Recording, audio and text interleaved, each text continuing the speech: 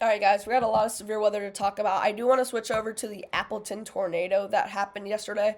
This was a very significant tornado, probably almost EF4 intensity, alright? So let's just get into the radar data just really quick. I just want to show you this because it was a crazy tornado that I tracked yesterday. So you see this is like a reflectivity radar, which is supposed to show rain. But if the tornado is so strong, it actually shows debris. As you can see, this is not hail. This is actually debris in the air. If we go over to the velocities, you can see that the rotation is very strong right here. Correlation coefficient. Also, sorry, the velocity shows rotation in the so it shows rotation. So if you see bright colors and they're like connecting with each other, that indicates rotation. So the correlation coefficient, which shows debris in the air, just like reflectivity, but this is actually meant to see debris in the air. You can see that we have a huge debris ball. I could show you the few models. This scan right here. Crap. The scan right here. Like, look how big this debris ball is. All right. So I just want to tell you guys that this was some of the damage that happened. As you can see, look at the roads. Almost uninhabitable here. We have homes down, more homes. Again, it was horrible. I mean, there was even worse damage like behind this photo. This is just the only actually good photo I can find, but we have to talk about today because it has uptrended and downtrended at the same time, all right? So we still have a 2 out of 5 slight risk for this entire area. I mean, this reaches from Georgia almost up to New York, all right? So it is a huge slight risk, all right? The tornado risk, Charlotte, North Carolina, is now in a 5% tornado risk, and so is Raleigh, Fayetteville, Greenville, Virginia Beach, and Richmond. All right, so 5% tornado threat. Right, wind threat hasn't changed. I think it's gotten a little bigger though. We still have a 30% wind risk. I wouldn't be surprised if we get a hatched risk, which means 75 plus miles per hour will be likely. Hail is what has downtrended, which I don't agree with, but it has downtrended. Right.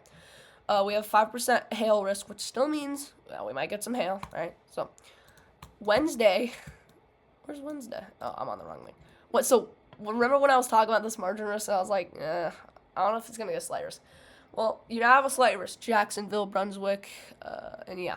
So, tornadoes aren't on the table. Wind is on the table.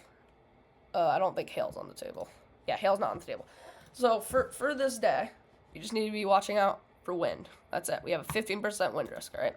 I'll keep you posted on that, though. We need to look at the models because today the storms rely on storm fuel, which is the sun, alright? So if we get about 1 to 2 hours of sun today, then these storms are probably going to be storms, alright? But we go over to the satellite really quick.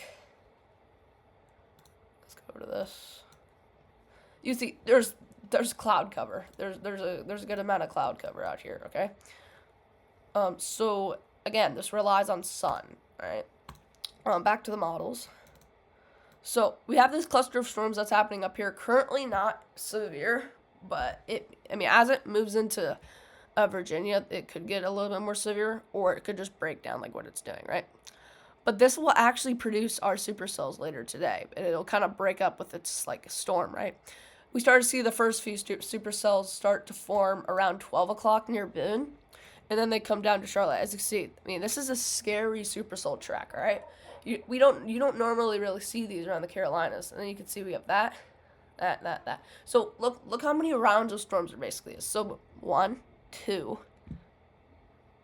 I would say 3. And then maybe 4 and maybe even a 5, all right? So, like, again, this isn't like one, it's going to be a cluster of storms. So it's going to be like storm, oh, wait, it's sunny outside. Storm, oh, wait, it's sunny outside, all right? So let's just keep that in mind. Now, Cape. Again, this is just the storm fuel, which I know I said sun was the storm fuel, but this is basically showing you that, all right?